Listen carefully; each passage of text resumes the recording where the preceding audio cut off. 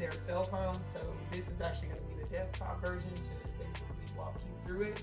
So I'm going to go ahead and open the link. I'm going to share my screen with you so that you guys can see how it basically works. So bear with me right here. Go ahead and get myself contract.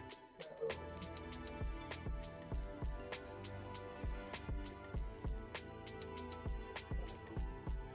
contract, which came to the email.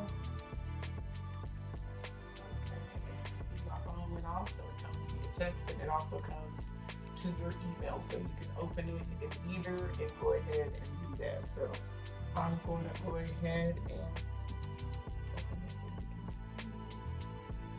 Go to screen share. Okay, so now you should be seeing my screen. So I'm sharing my screen right now. So I'm going to go ahead and click view document in that email. Okay.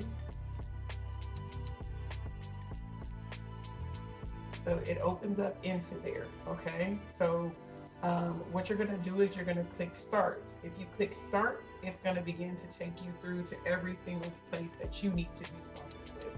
A lot of the areas you're going to see, they're actually going to be pre-filled. So there's nothing you actually would need to do here besides just put something in there. So every single place that you need to fill gives you a prompt. So what it says here is current city, state, and zip. That means it's your current address, city, state, zip. A lot of people will go ahead and fill out their current address. They won't add a city, state, zip. So that's why this is here. But we apologize if it is redundant, but we need to make sure that we actually have this, okay? So right here, as you can see, mobile numbers pre-populated, all the information on the vehicle pre-populated. Here we have your start date, time, pre-populated, okay? Now here, right here, rental location, our system doesn't automatically populate it. So what we have is what we charge you for booking. Every location gets charged at different things. So the fact that this has 0 means that it is North Charleston Brick, okay? It may change in the future to be another address at some point, but that is one of our free areas, so that's 0, okay? So as you're going through, you're supposed to actually be reading this, people. I want to recommend that you actually read this, but for the sake of this video, we're just going to go ahead and go through it. So right here, it's going to show you what your total mileage is, and it's going to show you what your excess mileage charge is going to be. It actually won't be this high, okay? But if you see, typically for a sedan that's this small, it's going to be 25 cents. But you see when I click here to try to change it, it gives me read only. It's telling me that I personally can't change that, okay? So keep scrolling through. We're reading. We're getting all this wonderful information. The deposit that we put was 62. This is our base deposit. This means that you didn't use a debit card and you're not using an out-of-town driver's license. Okay, because if that was the case, we'd add something additional to this. If we can verify certain things based on background check, all of those things are actually in our terms and conditions and actually spoken about on our website. Okay, so right here it talks about existing damage to vehicle. You look here, any pictures taken immediately prior, during, or after rental will be added to this rental agreement as an addendum. So if you want to take pictures of that vehicle, please feel free to do so. But we are getting through this rental agreement right now, okay? So it tells you right here, signature page follows. So this is our signature page. So you are going to click this, right? Now, alternately, you could have used this next, right? To go from space to space to space to see what you have to sign. However, if you don't take the time to read it and you just click next, you are going to still be obligated to the information that's in this rental agreement. So I would recommend that you actually read it as you sign it. But if you want to move through it, you can click next. It takes you to each page. So right here, you're going to create your signature. Okay, so I'm just going to create a signature, adopt it and save it. Okay, so anytime I hit sign, it's going to automatically populate that signature. Okay, so this right here you can see is optional, so it's grayed out. Okay, but if I was to click next, it would take me to the next place. Now right here, this typically should be automatically populated, but because I didn't automatically populate it for myself, it's not here. Okay, but typically this is already going to be filled out for you. Okay, so right here you have some attachments.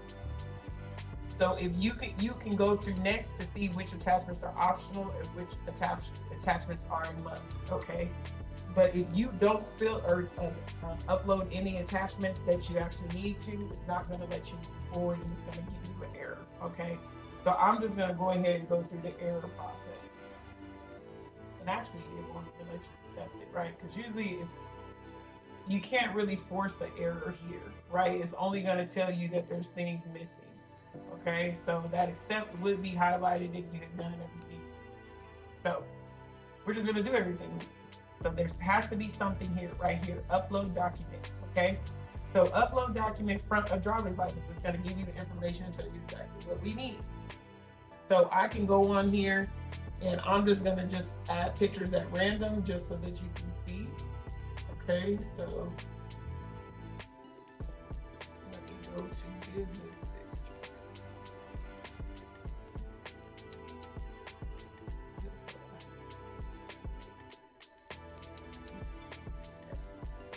I'm basically just gonna put in anything, right? I'm gonna drag and paste, right? It's gonna take the time to upload. It's gonna show you a copy of that picture. You're gonna click done if that's what you intended to upload. Now you wanna put the back of your driver's license. We're gonna go ahead and upload that. I'm just gonna be dragging and dropping just for the sake of time, okay? Then I'm also going to show you how to actually select. So if I actually wanted to select instead of drag and drop, all I have to do is click anywhere in the screen and it should be able to let me click something. See, if I double click, it opens something up for you, okay? So you don't have to drag. Some people will be like, it's only letting me drag. No, you don't. If you click in the middle of the screen, anywhere where you actually see this arrow, this selection come up, you'll be able to just go ahead and click something and add it, okay?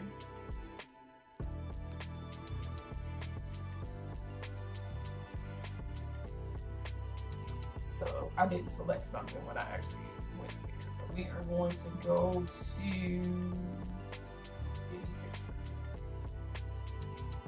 okay? So that's done. And now I'm just going to be dragging and dropping. I've showed you how to do it and select. So we're just going to keep doing this. And this typically would be a copy of the front of your credit card or your debit card that you're using to keep on file. This is going to be a picture of the back of credit or debit card you will be keeping on file, and it must be in the renter's name. The primary renter's name. That card must be in the primary renter's name, okay? So I'm going to go ahead and drag and drop another picture in here.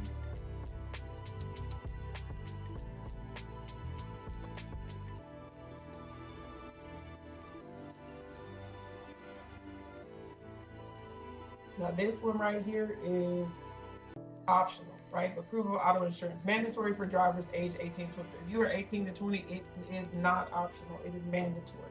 And I'm going to recommend that you actually upload your insurance anyway, because your deductible may be less than our deductible. Our deductible is $1,000. So if you decide to try to go through ours, you are going to be responsible for $1,000 deductible and potentially anything that's over what we cover. But all of that is actually mentioned in this rental agreement. It tells you all of our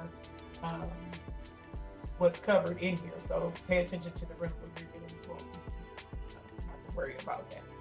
This right here would be the additional driver. If you have an additional driver, you're going to upload the front of their driver's license, the back of their driver's license, and then they're going to upload a selfie of them holding that license, okay? Now, if you see this accept is not lit up yet, that means I've not done everything I'm supposed to do, okay? So here's another signature. Now, there you go. See that accept pops up? That means I've done everything I'm supposed to do. Okay, so I'm going to go ahead and click accept.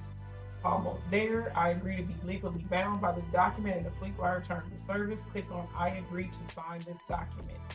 I agree. Okay. Once you do that, this is going to come up. If you do not see this thing that says, thank you for e-signing this document, you did not sign everything you need to sign, and you need to go back and figure out what you need to sign. Okay? So I actually hope this helps. It's much easier to go through it on your desktop. I can tell you, just because a lot of people can't see what's in the way, or maybe you're turning your phone sideways, you're not seeing all the different things to go through, right? But the best way, if you are using your cell phone, is to actually make sure that you read it, and then you can go ahead and click that next, and then you'll be able to know exactly what you were responsible for completing. Y'all take care. And again, this is something I'll be sending to people from now on when you're asking me or you're telling me that you're having issues with it, or you're telling any of the staff that you're having issues with being able to sign it. We're going to keep sending you this. So thank you for watching, and I hope that this helped you figure out the issue.